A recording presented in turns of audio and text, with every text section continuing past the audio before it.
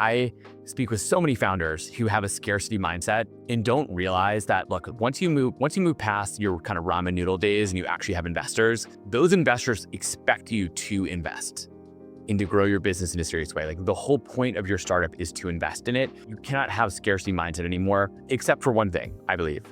The one thing you can have a scarcity mindset around is your time. And actually that implies where you should invest more, right? So what I mean is basically like the reason you got money from your investors is to invest that to make your business grow faster, which means you hire the right people or use the right pieces of technology to help you move faster. No VC gave you money to put it in a bank account and earn a small interest rate.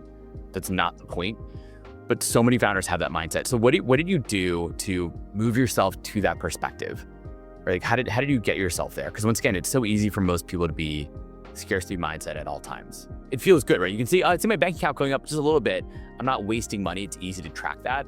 Whereas an investment, it could take 6 or 12 months to see an investment pay off. Yeah, it's so true. I mean, as a bootstrapped business, every single dollar that I think about is like my own dollar. And it's been always interesting because we work with a ton of venture-backed companies. So a lot of times and some of these venture capitalists are actually amazing partners to the business too, where they will also tell you where you should spend it. Like, hey, you need to go hire, you need to take the headcount from 30 people to 75 people to hit these numbers and this growth and this cadence. And we ran the model. And so it really helps someone be able to, understand what they're saying and go and spend that money. And again, when you enter in the venture game, you don't really have a choice. Like to your point, venture investors are looking for venture outcomes. So you have to be willing to invest and spend and grow at all costs. When you're a bootstrap business owner, like again, it's always your own money.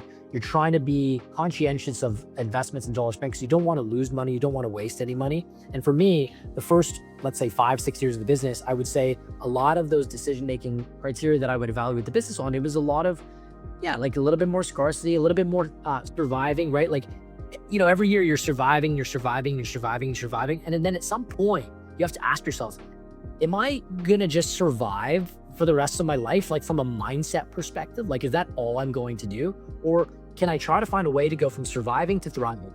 And what does that look like to me? And so, for example, outside of the business, I really didn't invest much in my wardrobe. I didn't really care how I looked for the first couple of years. That was all a mindset that I was having where it was like, I don't really care what I look like. And like, oh, it doesn't matter. People understand I'm running my business. Or like, I wasn't that focused on health and wellness. I used to be fit. And then for the first probably 5 or 6 years of when I ran my business, I kind of just wasn't. And I would have these same stories in my head of like, oh, well, if I had the time, or, I'm just focused on making this money. And all of that was based on the fact that it was a scarcity mindset. So it permeated my entire life.